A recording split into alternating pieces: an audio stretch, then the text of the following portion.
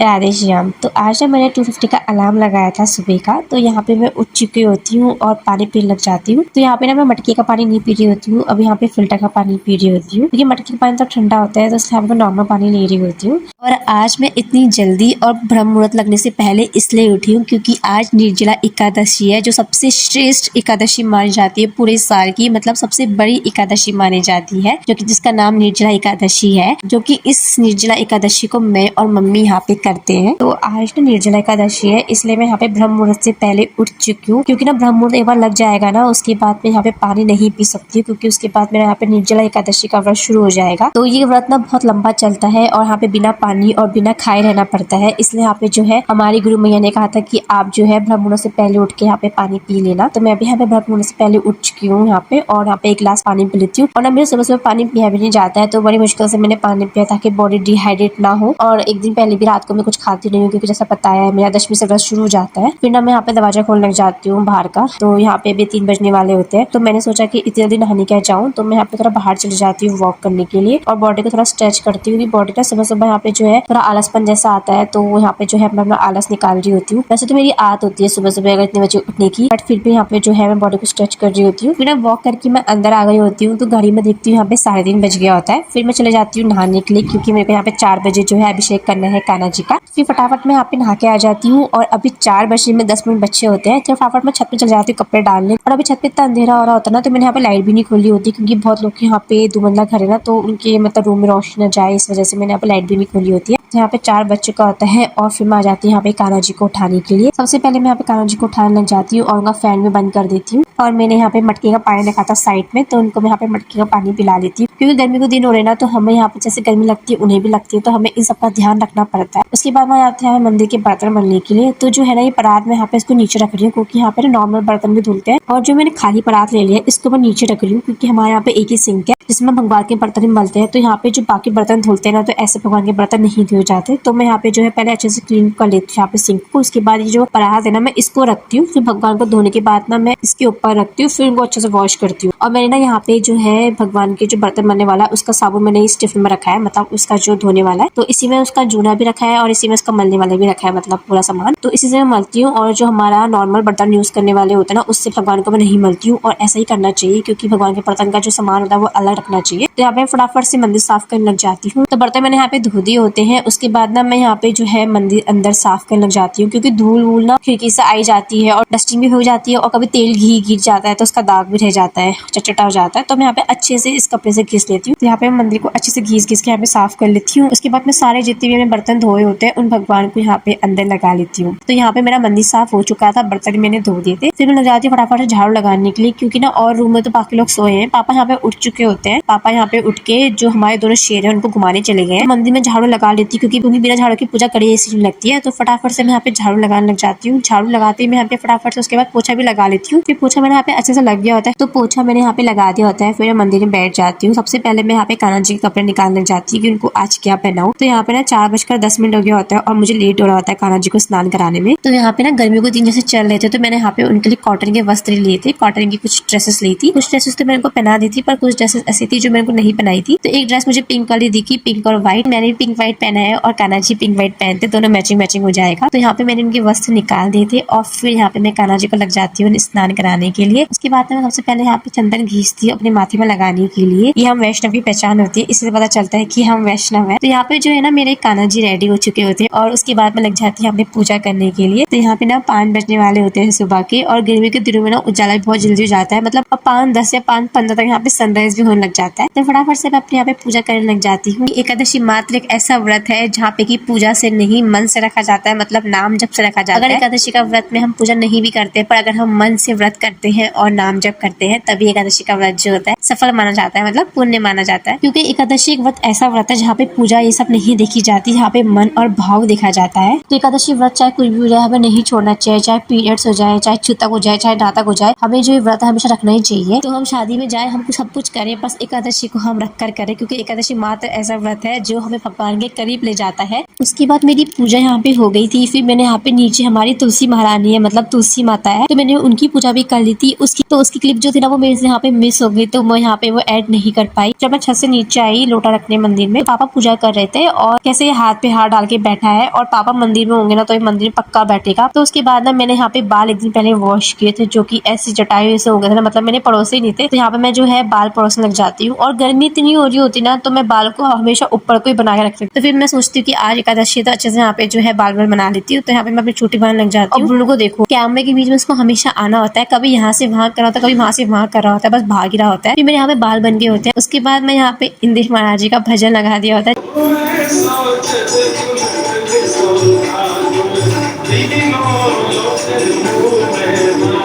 उसके बाद पापा भी यहाँ पे अपना ब्रेकफास्ट खा के ना यहाँ पे ड्यूटी को जाने लग गए हैं।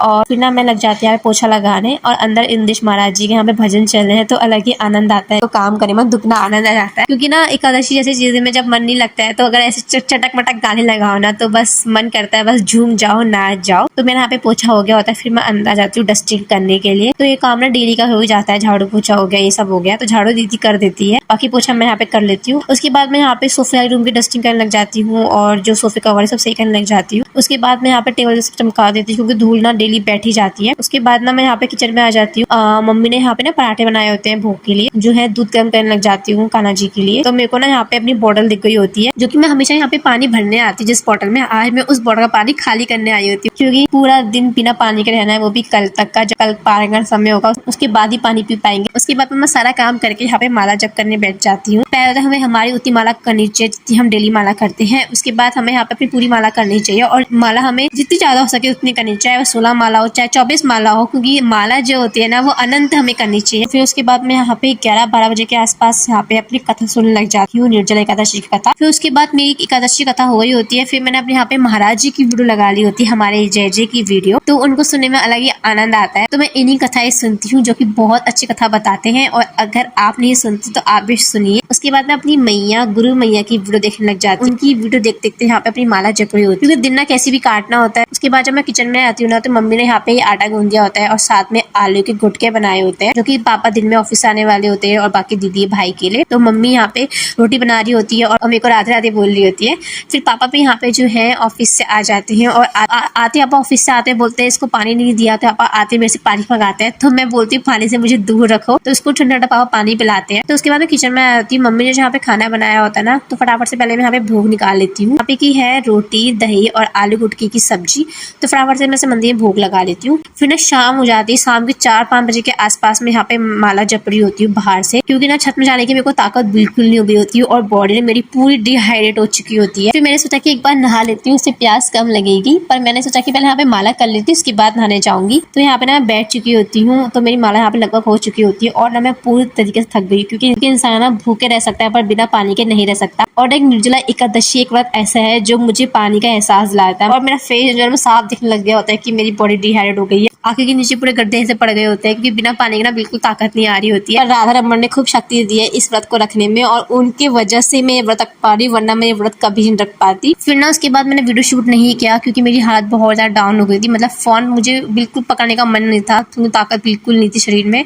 और मैं अपनी एनर्जी वेस्ट नहीं करना चाहती थी, क्योंकि मुझे अपना जितना भी एनर्जी है वो सब मुझे भजन और अपने माला में और अपने कीर्तन में लगानी थी। तो रात को ना मैंने 1 घंटा सोने की कोशिश करी ताकि यहाँ पे पानी में मेरा ध्यान ना जाए, पर मुझे बिल्कुल भी नींद नहीं आई। तो फिर ना मैं यहाँ पे बाहर से ही बैठी थी। उसके बाद जैसे 3 बजे मैंने यहाँ पे नहा धो लिया था और फिर अपनी पूजा भी कर ली थी और इंतजार था सूर्योदय का। तो मुझे यहाँ पे टोटल 32 घंटे हो गए थे, मतलब 32 घंटे हो गए थे बिना खाए और बिना पानी पिए। तो अब है ना सूर्योदय यहाँ पे हो चुका है। तो यहाँ पे जो है मैं बना रही हूँ गुनगुना नींबू पानी, जो कि मैं गुनगुना बना रही हूँ। और पिछली बार मैंने यही बनाया था क्योंकि हमारी बॉडी ने इतने घंटे से पानी नहीं लिया है बॉडी में, तो बॉडी बहुत ज्यादा डिहाइड्रेट हो चुकी है और एकदम से ठंडा पानी नहीं पीना चाहिए, हल्का सा गुनगुना नींबू पानी लेना चाहिए और चीनी नहीं डालनी चाहिए, गुड़ वाला लेना चाहिए। तो पहले ना मैं यहाँ पे गुड़ को ना इससे कोड़ रही होती हूँ, तो इसमें ना बहुत ज्यादा टाइम लग रहा होता है ना, मेरे अंदर का सब्र जो था वो खत्म हो चुका था। तो यहाँ पे जो है ना जिससे अर्धक थेते हैं मैं उसी से यहाँ पे गुड़ को थेतने लग जाती हूँ। यहाँ पे जो नींबू पानी है ना वो बन चुका होता है, उसके बाद मैं उसको मंदिर में लगा देती हूँ और फिर मैं अपना यहाँ पे पारण कर लेती हूँ, जिसकी क्लिप मैंने शूट नहीं करी है। और जैसे जब मैं पारण कर रही थी तो मैंने यहाँ पे नींबू पानी का पहला सिप लिया, तब मुझे एहसास हुआ कि पानी पानी का भी एक टेस्ट होता है। और निर्जला एकादशी ना एकमात्र ऐसा व्रत है जो हर बार मुझे ये एहसास दिलाता है कि पानी हमारे जीवन के लिए कितना ज्यादा जरूरी है। पालन करने के बाद यहाँ पे हमारा निर्जला एकादशी का उपवास पूरा हुआ। फिर इस दिन मैं कहाँ गई, मैंने क्या क्या किया, ये मैं आपको दिखाऊंगी नेक्स्ट पार्ट में, तो वीडियो के लिए बने रहना। और अगर आपको मेरी वीडियो पसंद आए तो लाइक शेयर कमेंट जरूर करना। राधे राधे।